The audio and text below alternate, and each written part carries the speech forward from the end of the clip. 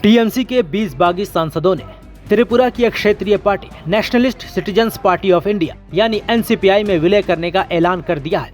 इसके लिए तमाम सांसदों ने रविवार 14 जून को लोकसभा अध्यक्ष ओम बिरला से मुलाकात की और उन्हें एक पत्र सौंपा। अब जैसे ही सांसदों ने इस बात का ऐलान किया, एनसीपीआई अचानक राष्ट्रीय चर्चा के केंद्र में आ गई। लोग अब इस पार्टी का इतिहास जानना चाह रहे हैं, क्योंकि कई लोगों ने तो पहले इस पार्टी का नाम भी नहीं सुना था। तो चलिए हम आपको एनसीपीआई और उससे जुड़े इतिहास बताते हैं। Nationalist citizens party of India चुनाव आयोग के साथ जनप्रतिनिधित्व अधिनियम 1951 की धारा 29A के तहत पंजीकृत है। इसका दर्जा पंजीकृत गैर मान्यता प्राप्त राजनीतिक दल का है। इसका मतलब है कि पार्टी कानूनी रूप से मान्य राजनीतिक संगठन है, लेकिन वो राज्य या राष्ट्रीय पार्टी का दर्जा हासिल करने के लिए जरूरी वोट प्रतिशत या सीटों की शर्तें पूरी नहीं कर पाई है। यही कानूनी मान्यता हाल के राजनीतिक घटनाक्रम में अहम बन गई है, क्योंकि किसी मान्य रजिस्टर्ड दल में विलय होने से बागी सांसदों को दल बदल कानून से जुड़ी जटिलताओं से बचने का आधार मिल सकता है। चुनाव आयोग के रिकॉर्ड के अनुसार पार्टी का मुख्यालय पश्चिम बंगाल के हावड़ा जिले के संकराइल क्षेत्र में स्थित है। हालांकि इसके संगठनात्मक और चुनावी गतिविधियों का केंद्र मुख्य रूप से त्रिपुरा रहा है। पार्टी ने समय समय पर त्रिपुरा विधानसभा चुनाव में अपने उम्मीदवार उतारे हैं। साल 2023 के त्रिपुरा विधानसभा में भी एनसीपीआई ने 2 उम्मीदवार मैदान में उतारे थे। हालांकि पार्टी को कोई सीट नहीं मिली और उनके उम्मीदवारों का प्रदर्शन सीमित रहा। इसके अलावा असम के कुछ क्षेत्रों में भी पार्टी ने बंगाली भाषी समुदायों के मुद्दों पर अपनी उपस्थिति दर्ज कराने की कोशिश की है। एनसीपीआई की एक और खास बात यह है कि उसके पास कोई अस्थायी चुनाव चिन्ह नहीं है।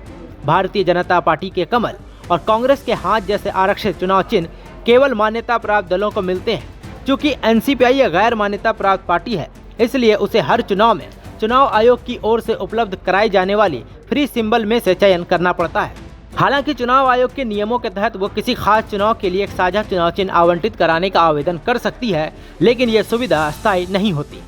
वहीं आपको बता दें कि विलय के बाद एनसीपीआई पार्टी अब एनडीए की दूसरी सबसे बड़ी सहयोगी पार्टी बन सकती है, क्योंकि बीजेपी के बाद सबसे ज्यादा 20 सांसद इनके पास होंगे।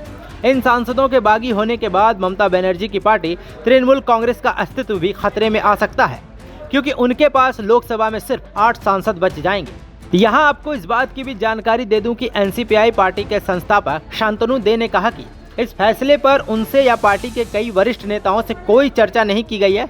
शांतनु दे के अनुसार पार्टी के अधिकांश सदस्य इस घटनाक्रम से खुश नहीं है और किसी भी निर्णय से पहले सामूहिक बैठक जरूरी है।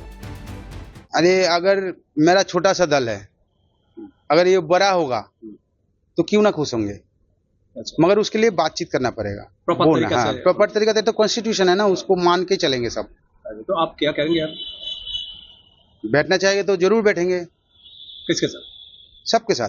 सबके साथ मतलब हाँ। अच्छा। जो भी बुलाएगा या जो भी बात करेंगे बात करेंगे। लेकिन डिसीजन कौन लिया है इसके साथ जुड़ने का?